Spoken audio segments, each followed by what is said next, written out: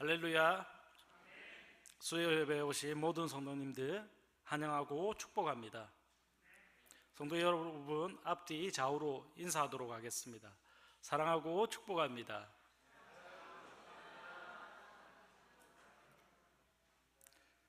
말씀 선포하도록 하겠습니다. 성도님들, 저희가 기도라는 주제를 가지고 지난 12주 동안 수요 예배를 드리고 있습니다.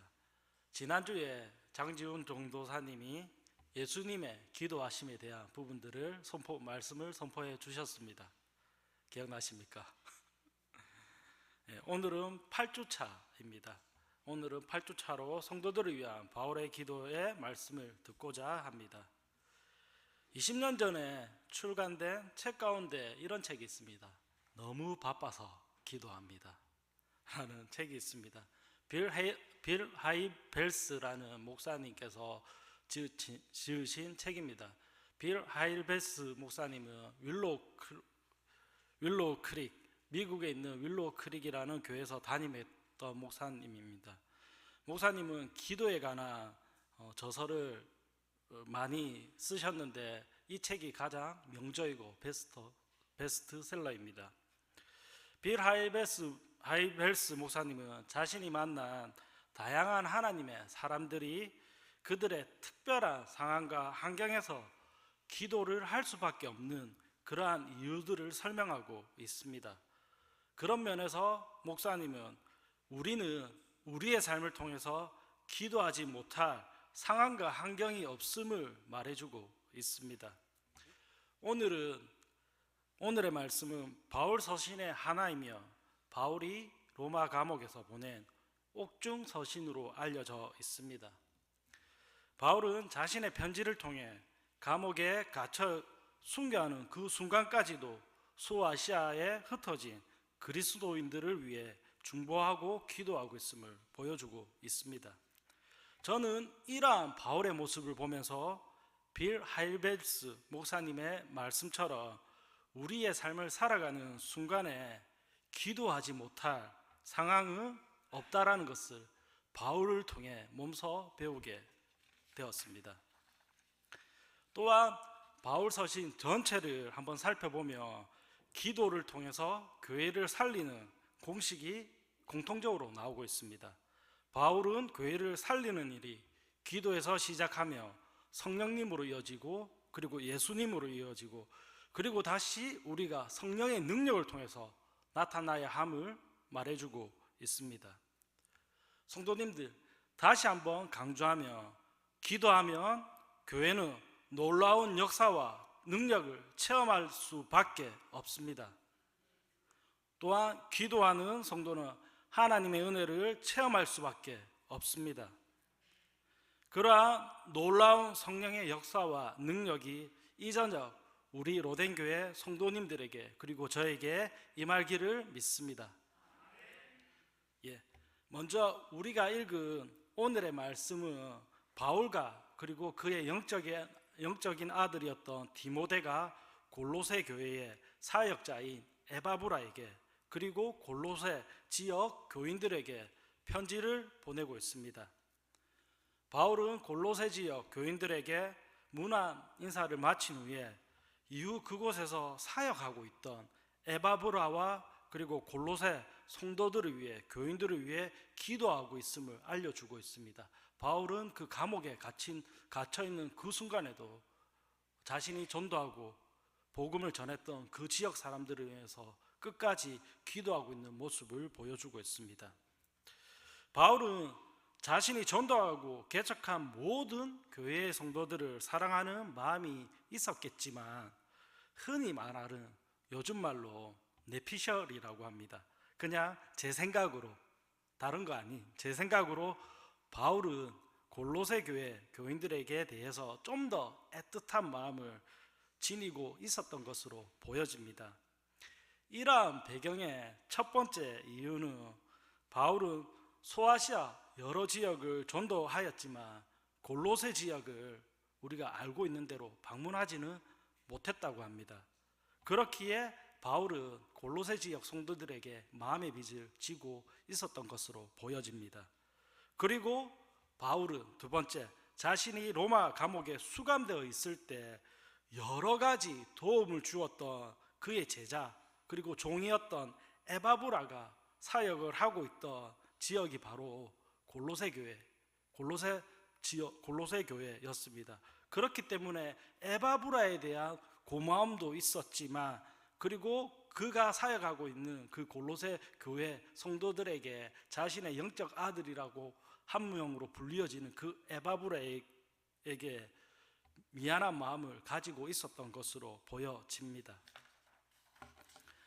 바울은 성경을 통해 알려진 대로 결혼을 하지 않아 자녀가 있지는 않았습니다. 그 대신 바울은 영적인 아들 3명을 두었습니다. 첫째 아들은 우리가 너무나 잘 알고 있습니다. 오늘 바울과 함께 편지를 쓰고 있는 누구입니까? 디모데입니다. 둘째 아들은 그레데 섬에서 사역하고 있었던, 또 성경에 나와 있죠, 디도입니다. 그리고 셋째 아들이 바로 오늘 바울이 로마 감옥에 있을 때 그의 곁에서 수종을 들며 그에게 말씀을 배웠던 바로 골로새 지역, 이 지역의 사역자였던 에바브라입니다. 오늘의 말씀을 통해 바울의 기도의 내용을 살펴보면 골로새서의 저자인 바울과 디모데는 골로새 교회 성도들을 위해 기도하는 것을 쉬지 않고 또한 기도로 동력하고 있음을 서신을 통해서, 편지를 통해서 알려주고 있습니다.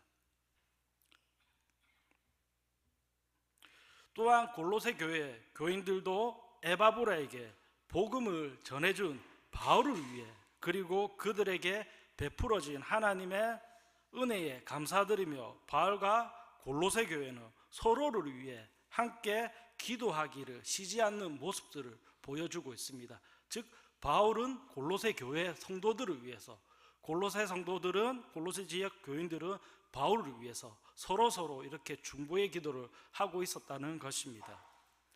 이는 골로새 교인들을 위한 바울의 중보 기도에서 가장 중요한 부분으로, 다른 무엇보다 골로새 교인들이 하나님의 뜻을 충분히 깨닫는 것을 바울은 기도했습니다. 그러면 바울의 기도의 제목, 하나님께 간구하고 있는 골로새 지역 교인들을 위해 하나님께 간구하고 있는 바울의 기도의 제목들을 한번 살펴보도록 하겠습니다. 바울은 골로새 교인들이 신령한 지혜와 지식보다는 세상을 살아가는데 필요한 이성적인 지혜와 하나님의 뜻에 대한 지식과 열정들을 그들이 충분히 더 가져가기를 간구하고 있습니다. 즉 세상을 살아가는 지식을 더욱더 충만해지기를 간구하고 있습니다. 이는 바울이 말하는 지혜와 지식은 어떠한 신비한 계시가 아니라 그들이 살아가는데 훨씬 더 필요한 실천적인, 즉 예수 그리스도의 제자로서, 예수 그리스도의 기독 교인으로서 살아가는 그 실천적인 행동의 삶의 모습들을 가르쳐주고 있습니다.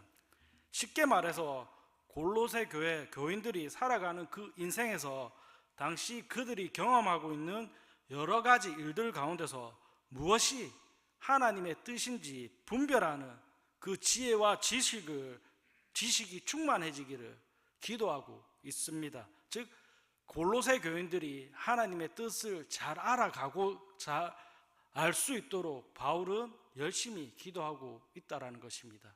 즉 우리도 기도하고 있지 않습니까? 하나님의 뜻을 알게 해주십시오 라는 그 기도의 제목을 바울이 골로새 교회 성도들을 위해서 하고 있다는 것입니다. 그러면 바울이 골로새 교회 성도들이 깨닫기 원하는 그 하나님의 뜻이 무엇일까요? 우리도 자주 말을 하고 또한 기도를 합니다. 어떻게 기도합니까? 하나님의 뜻을 알려주십시오. 하나님 저에게 하나님 뜻을, 당신의 그 말의 의미들을 하나님 저에게 말씀해 주십시오. 주의 종에게 말씀해 주십시오. 주의 종이 듣겠나이다. 하나님의 뜻이 어디 있는지 말씀해 주십시오 라고 하나님의 뜻을 구하는 기도를 많이 하고 있습니다. 바울은 골로새 교회의 그 성도들의 그 대답에 관해서 바울은 오늘 말씀 10절을 통해서 우리에게 알려주고 있습니다. 즉 하나님의 뜻이 어떤 것인지 알려주고 있습니다. 바울은 우리는 우리의 삶에서 하나님께 합당한 방식으로 행동하는 것을 통해 모든 일에서 하나님께 기쁨을 드리며 또한 하나님께서 인정하시는 그 생활을 하며 우리의 삶을 살아가야 함을 가르쳐주고 있습니다. 이후 바울은 하나님께서 기쁘시게 하는 생활 두 가지를 이야기합니다. 첫째는 골로새 성도들에게 모든 일에 선하게 노력하며 그에 합당한 선한 결과를 내고 하나님을 아는 그 지식이 너희 가운데서 자라나야 한다고 말하고 있습니다. 두 번째로 하나님의 영광스러운 능력으로 힘을 얻어서 기쁨으로 모든 것을 참고 견딜 수 있음을 말해주고 있습니다. 성도님들, 여기까지가 골로새 지역 교인들을 위한 바울의 기도입니다. 어떻게 우리는 이러한 모습으로 우리에게 주어진 오늘 하루를 살아가고 있습니까? 저는 이러한 말씀을 토대로 바울의 중보기도, 골로새 지역 교인들을 향한 그 중보의 기도들을 현재의 기도문으로 한번 재구성해 보았습니다. 말이 좀 딱딱하고 어렵기 때문에 제가 바울의 마음을 가지고 드렸던 그 기도의 제목으로 이렇게 아마 기도하였을 것입니다. 바울의 기도입니다. 들어보십시오. 골로새 교회 성도들이여, 나 바울이 기도하기를 거룩한 은혜를 베푸신 하나님 아버지 감사합니다. 그들이 모든 신령한 지혜와 지식으로 하나님의 아버지의 뜻을 충만히 깨닫게 하여 주시고, 그리하여 그들이 매일의 삶에서 아버지의 뜻에 합당하게 살며 아버지께 기쁨을 드리게 하옵소서.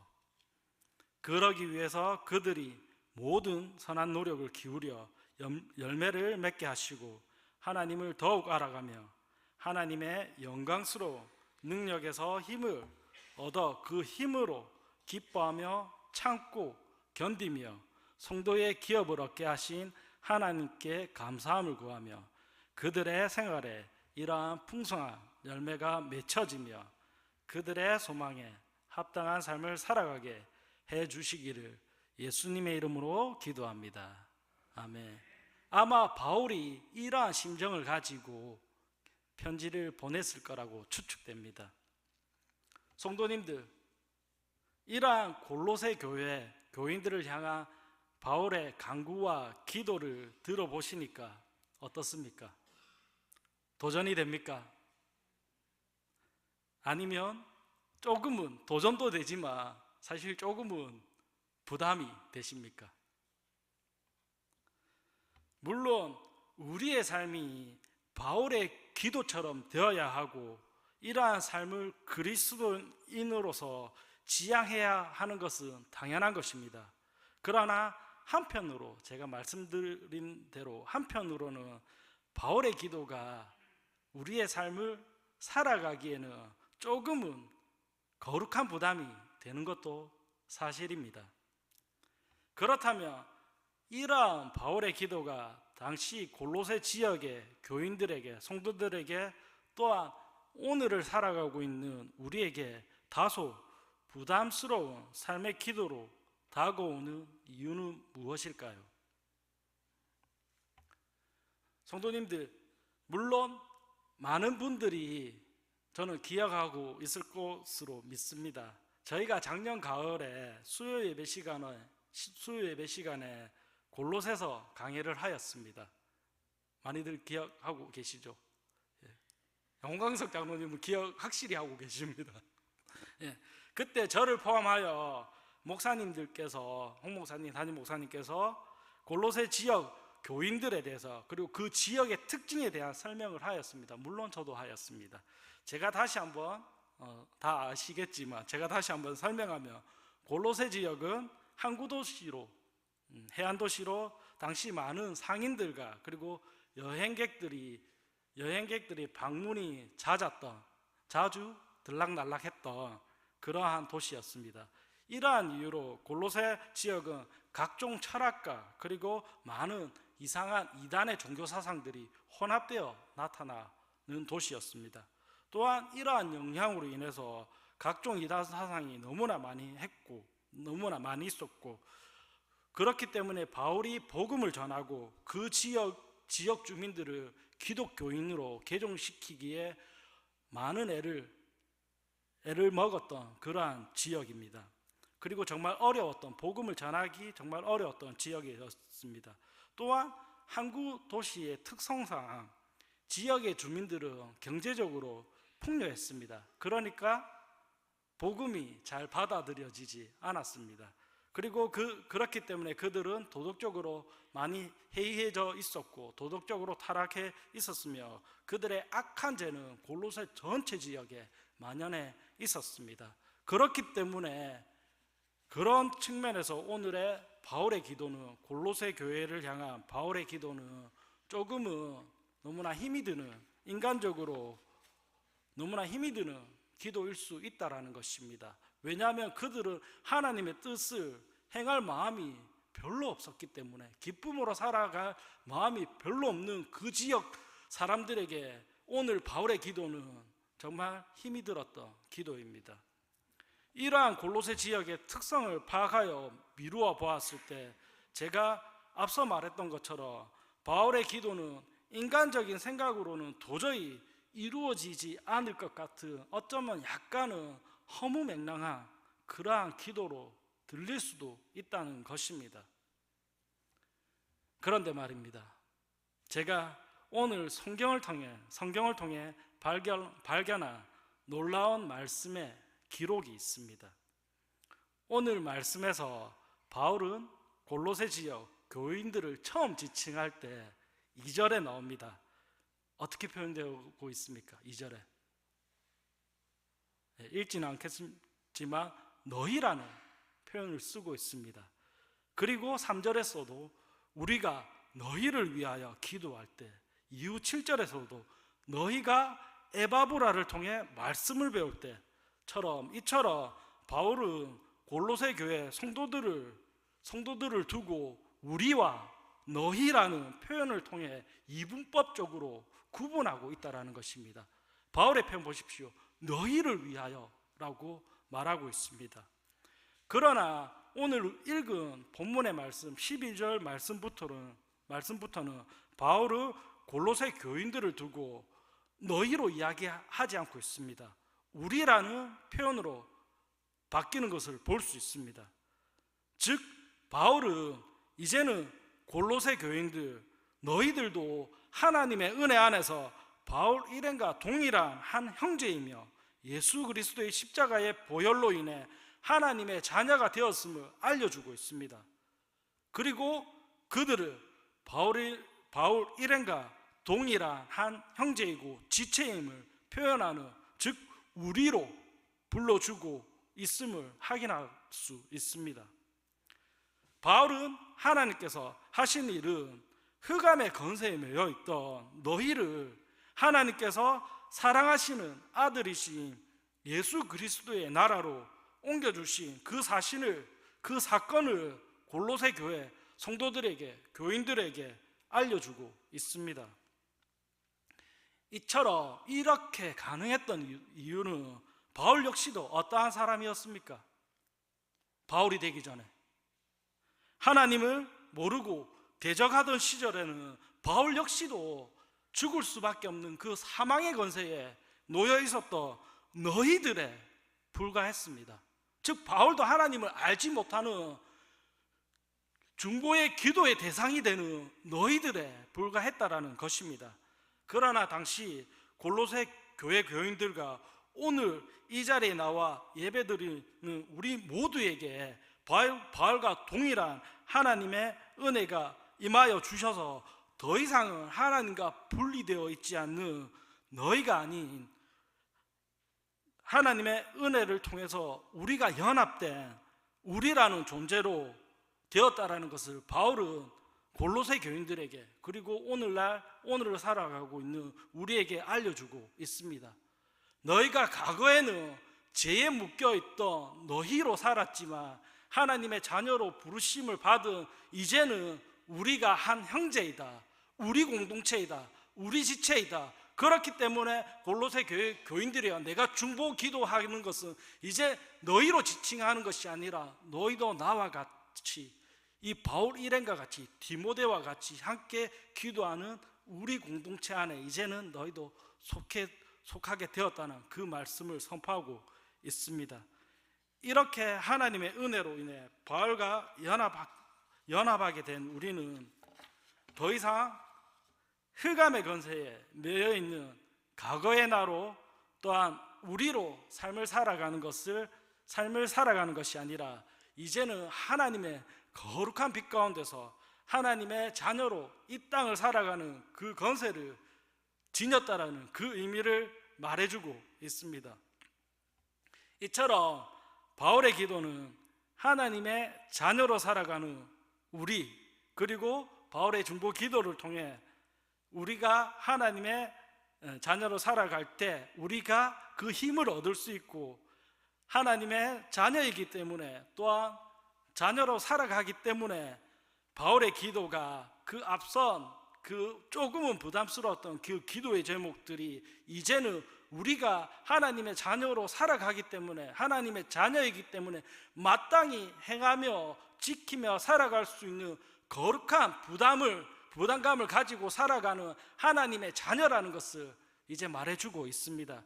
그렇기 때문에 바울의 기도는 골로새 교회 교인들을 향한 바울의 중보의 기도, 어쩌면 하나님을 내가 기쁘시게 하고 하나님의 뜻에 합당하게 하고 하나님을 지식을 알고 지혜를 알고 그 신령한 신비를 아는 것이 하나님의 자녀로 살아가는 것이 어쩌면 부담스러울 수 있지만, 바울은 이제 너희가 연합돼 우리와 함께 하나님의 자녀로 살아가는 이 땅에서는 그러한 일들이 어렵지 않다, 하나님의 자녀의 삶은 이러한 삶으로 살아가는 것이 합당하다라는 것을 말해주고 있습니다. 성도님들 어떻습니까? 도전이 되십니까? 하나님의 자녀로 살아가는데 이러한 기쁨을 가지고 믿음의 열매를 가지고 이제는 바울의 기도가 부담스럽지 않습니까? 물론 조금은 부담스럽기도 합니다. 그러나 하나님께서 그렇게 살아가실 수 있는 은혜와 지식과 지혜와 힘을 우리에게 더하여 주셨다라는 것입니다. 성도님들, 우리가 삶을 살아가면서 전혀 관계가 없던 타인과 관계를 맺을 때 급속도로 가까워지고 친밀해지는 경우들이 종종 있습니다. 그 요인을 한번 살펴보면 중고등학생, 청소년들은 같은 아이돌 스타를 좋아할 때 내 편이 되고 우리가 됩니다. 성도님들은 잘 모르시겠지만 저도 잘 모릅니다. 유진스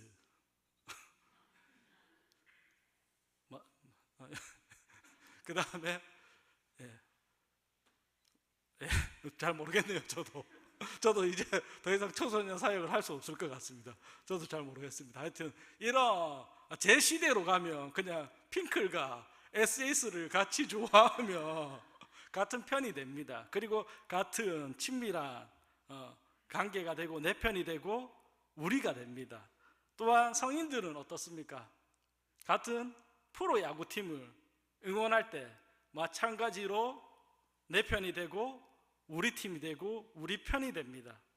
그러나 그 무엇보다 상대의 호감과 친밀감을 상승시키는, 우리가 관계를 맺을 때, 타인과의 관계를 맺을 때 친밀감을 상승시키는 주요한 요인은 바로 종교입니다. 물론 사람들이 믿는 다양한 종교가 있습니다. 근데 그럼에도 불구하고 우리가 믿는 기독교인은 다른 그 어떤 종교보다, 그 어떤 무엇보다, 또한 다른 그 어떠한 요소보다 완전히 몰랐던 타인과의 관계를 급속도로 발전시키고 하나가 되게 하는 것은 바로 교회 공동체임을 기억해야 합니다. 즉 이것은 예수 그리스도의 피로 한 형제가 되고 한 자매가 되고 지체가 되고, 그리고 그 예수 그리스도의 피로 인해서 교회 공동체가 되며, 이러한 교회 공동체는 바로 우리의 공동체가 되는 것입니다. 그 가운데서도 우리 로덴 교회의 성도들은 그 수많은 교회들 가운데서도 하나님께서 로덴 교회 성도로 불러주셨다는 사실입니다. 이러한 사실 하나만으로도 우리는 충분히 우리 공동체의 지체를 위해, 그리고 그들을 위해 중보의 기도를 할 이유가 충분하다 못해 차고 넘칩니다. 즉 우리의 공동체, 내가 아파하는 지체, 내 셀원들을 위해서 우리는 충분히 우리 공동체 안에서 함께 기도할 수 있다는 것입니다. 또한 이렇게 교인들이 세상에 너희가 아닌 우리라는 공동체로 묶일 수 있고 서로를 위해서 중보 기도할 수 있는 그러한 이유들은 무엇보다도 교회 공동체에 속한 우리는 삶의 방향이 같습니다. 그리고 삶의 목적이 같습니다. 그리고 그리스도인으로 살아가는, 이 땅을 살아가는 삶의 신념 또한, 철학 또한, 사상 또한 같다라는 것입니다. 즉 이러한 성도들, 여러분 한 명 한 명을 하나님께서 우리 로덴교회의 성도로 불러주셨다는 그 사실을 기억해야 합니다. 그렇기 때문에 우리는 한 마음을 가지고, 한 뜻을 가지고, 한 목적을 가지고 로덴교회 안에서 함께 기도하는 것입니다. 함께 기도라는 제목을 가지고 기도하는 것입니다. 그리고 함께 금요 기도에 나와서 교회를 위해서 함께 기도하는 것입니다.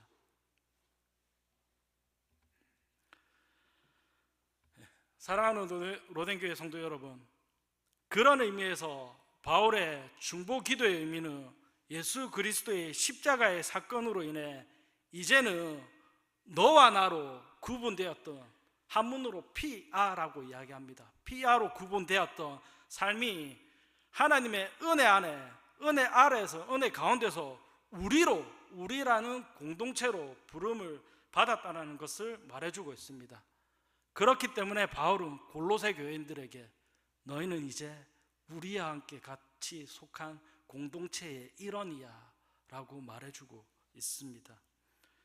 그런 측면에서 그렇기에 저와 성도님들은 우리 지역의 모임에서, 교회 지역의 모임에서, 그리고 셀 모임에서 여러 부서와 그리고 여러 가지 국들이 있습니다. 친교국, 성교국, 예배국, 교육국, 여러 가지 국들이 있습니다. 그런 국 모임에서, 그러한 여러 가지 모임에서 우리의 삶을 나누고 아픔과 기쁨을 나누며 우리에게 보내주신 셀원들을, 그리고 부서원들을, 국원들을, 내 지체들을 위해 중보 기도를 하는 것입니다. 이 지체가 짊어진 그 삶의 무게가 나와 너의 것이 아니라 우리의 것이기 때문에 함께 중보의 기도를 하는 것입니다. 함께 우리 고3들을 위해서 기도하는 것입니다. 함께 청년들을 위해서 기도하는 것입니다. 함께 다음 세대를 위해서 기도하는 것입니다. 교회 모든 직체, 모든 구성원들을 위해서 우리가 기도할 때 하나님께서는 우리의 기도를 들어주십니다. 그리고 그 기도에 응답하여 주십니다. 말씀을 정리하도록 하겠습니다. 사무엘상 12장 23절에 유명한 말씀입니다. 사무엘은 이스라엘 민족을 위해 하나님 앞에서 기도하기를 쉬지 않겠다고 결단하고 나아갑니다. 사무엘이 자신의 사역을 다 마치고 다윗과 사울을 세워놓았지만, 자식의 사역을 다 마쳤지만, 나는 그래도 하나님의 부르심에 따라 이스라엘 민족을 위해서, 다음 세대를 위해서, 다음의 왕들을 위해서 나는 기도하기 쉬는 죄를 하나님 앞에서 결단코 범하지 않겠다고, 쉬지 않는 죄를 범하지 않겠다고 말하고 사무엘은 물러납니다. 즉 우리가 이러한 마음을 가지고 기도해야 됩니다. 바라기는 저와 로뎀의 성도님들이 이러한 마음을 가지고 사무엘의 기도처럼, 그리고 오늘 바울의 중보의 기도처럼 저와 여러분들이 서로를 위해, 우리를 위해, 우리 공동체를 위해 중보의 기도에 그 끈을 놓지 않는 로뎀 교회 공동체가 되기를 소원합니다.